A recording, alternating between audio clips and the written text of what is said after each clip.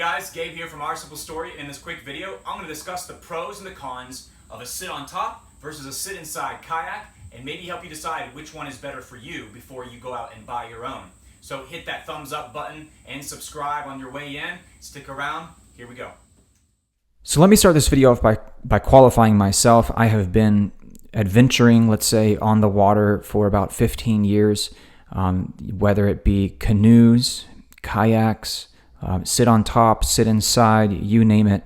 I have been kayaking and camping since, like I said, about 2006, 2007. A lot of lessons I learned the hard way, and I want to share some of this wisdom and this insight with you just from my past experience. So maybe when you get ready to make the decision of what kayak you want to buy, which could potentially be a several $100 to even in the thousands of dollars level decision, you make the right one and the most educated one. So let's start with going over some sit inside pros. I want to go through 3 pros and 3 cons of the sit inside style kayaks. Number 1, you have a sharper bow, which means that your kayak is going to move faster and require less energy consumption from your body to be able to move it from point A to point B. Because it's actually got a more hydrodynamic shape to it, you're able to slice through the water a little bit smoother and create less wake. Pro number 2, you have a lower center of gravity in a sit inside kayak, which is going to equate to more stability. That just means you're probably not going to flip over as easily. Pro number 3, you have in-cockpit gear storage, which makes your storage and your gear inside those storage compartments in your cockpit potentially more secure and dry. So for instance, if you're going through a place that's heavily wooded or you're going under down trees in your water or a creek, the gear that is inside the cockpit is not going to get ripped off or snagged on by a branch or a limb or something like that. Also, if you're paddling through and you get caught in a rainstorm, like I've done many a times, the stuff in the cockpit potentially is going to be drier, especially if you carry a sponge with which you can sponge the cockpit out and keep your cockpit relatively dry. Okay, let's go over some sit inside cons. Number 1, to get in and out of a sit inside kayak and to do it frequently is a real pain. So if you're kayaking through a body of water, let's say a river or a creek, and you come across a relatively high amount of log jams or shallow water and you keep beaching on the shallow water and it's not deep enough to really float your kayak, you have to get out and get back in over and over, and that is a big pain with sit inside kayaks, especially if you're an older person and you have lost some of the dexterity that younger people have still. Also, with a sit inside kayak, if you do flip and you do turn that kayak over, it is very difficult to right the kayak and to drain it. You actually are losing a considerable amount of time and energy. I've done this many a times where someone or myself will flip a kayak over and it immediately fills up with water or it has a significant amount of water in it. You have to try to get that upside down kayak turned over or push it to shore with it still flipped upside down, drag it to shore, drag it up on dry land, turn it over, and try your best to slosh some of the water out so it is just barely light enough that you can pick it up and allow the rest of the water to drain out of the drain hole. This requires so much time and so much energy, but I've done this a ton of times. And for people who are maybe older or younger and you don't have that upper body strength or you're maybe not a good swimmer, this is something that's relatively concerning. Okay, con number 3.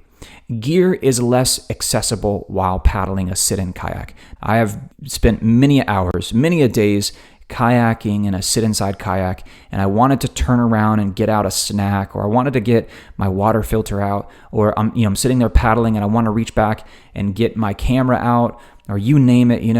It just is not accessible. You have to get out and get up on your knees and turn around, and it's really wobbly and you're at risk for tipping over. Really, if you want to get something out of your back hatch of a sit-in kayak while you're paddling, you have to go to shore and get out of your kayak and turn around and access that hatch. It's kind of a pain. Okay, let's move on to some sit on top pros. Pro number 1, sit on top kayaks are typically more comfortable and have more seat options out there. A sit on top kayak, you can stretch your legs out to full length. You can hang them over the sides, and also the different seats that are available on different websites for different kayak models. They sit you up higher. They have framed seats, which are better on your back than the low, less cushiony seats of a sit-in kayak. So typically you're going to experience more comfort in a sit-on-top kayak. Also, sit-on-top kayaks are easy to frequently enter and exit. And I've experienced this countless times where I'm coming up on a log jam or I get beached on a sandbar and I have to get out and drag the kayak over the log or over the sandbar. Getting in and out of a sit-on-top kayak is just so much easier. Let's say you're just kayaking along and you want to just take a swim in the water through which you're kayaking. You can do that in a sit-on-top kayak, but you cannot do that in a sit-in kayak. Okay, pro number 3 of a sit-on-top kayak. Your gear is very accessible when paddling. So as you're paddling along, all you have to do is just reach forward or turn around and reach back. There isn't all these different hatches that you have to try to open. You don't have to try to reach way up in your cockpit or way back in your cockpit and try to access this gear. It's just right there on top. So it's easy to access, and that is really nice with a sit-on-top kayak. But let's talk about some sit-on-top cons now. Number 1, they are slower. They don't cut through the water as hydrodynamically as a sit-in kayak, which means you're going to have to expend more energy to get from point A to point B. More energy than a sit-on-top kayak for sure. Also, with a sit-on-top kayak, you have more exposure to the elements. So if your legs are hanging out, and they're exposed to the sun, your legs will definitely get sunburned a lot more than sitting in a kayak and your legs being covered by elements of the cockpit itself. Con number 3, I believe we're on, potentially higher profile with a sit-on-top kayak. Because you're sitting higher up on top of the kayak, you have these higher seats and whatnot, it means less clearance. So if you're going under logs and you need every inch that you can spare to get through that thing, which I've experienced countless times as well, sometimes a sit-on-top kayak is just not going to cut it, and you have to actually get out and pull that thing over top the log and keep going that way. So something to consider. With a sit-in kayak, you always are going to have a lower profile, and you can even take some of the gear off of your sit-on-top kayak or sit-in kayak and stow it down in the cockpit if you want to reduce that profile even more. Okay, so here is Gabe's final decision. Based on all the hours and days and experiences I've had with sit-on-top kayaks versus sit-in kayaks, here's my final decision. You ready for it? If you're going long distances, if you're carrying little to no gear with you, and you're just recreationally kayaking along, let's say you just want to go from point A to point B in a day, several hours, and you just want to get out at the end, you're not camping or anything like that, I believe that a sit-inside kayak is best for you.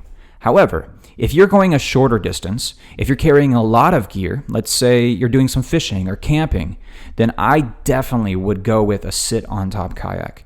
Now, in my application, in my everyday usage, I typically use a sit-inside kayak. So if you go back through and watch some of my videos and some of the things that I do when I go kayak camping, I typically go with my sit-in kayak. However, now that I own both, I'm going to be determining which kayak I use based on the level of complexity and the amount of distance I want to travel. So for instance, this fall I have a 115-mile trip coming up, and I'm going to be bringing a lot of different gear with me, recording gear, camping gear.